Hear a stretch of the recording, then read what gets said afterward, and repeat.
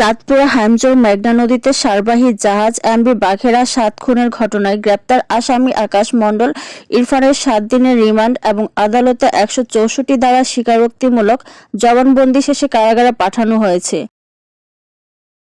মঙ্গলবার দুপুর ২টায় চাঁদপুরের অতিরিক্ত চিফ জুডিশিয়াল ম্যাজিস্ট্রেট মোর্শেদুল আলমের আদালতে ইরফানকে হাজির করা হয়। এরপর দীর্ঘ সময় জবানবন্দি শেষে সন্ধ্যা ৬:৩০টায় তাকে আদালত থেকে পুলিশের কঠোর নিরাপত্তায় চাঁদপুরের কারাগারে পাঠানো হয়।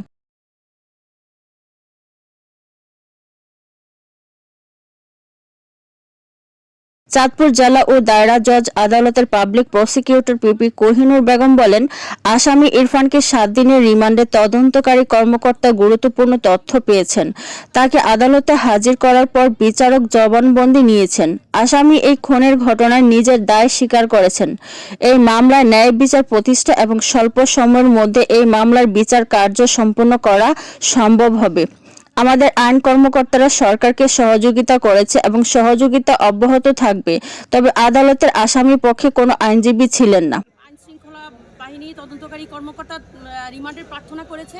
জেলা সিনিয়র জুডিশিয়াল ম্যাজিস্ট্রেট ১ তাকে ৭ দিনের রিমান্ড মঞ্জুর করেছে।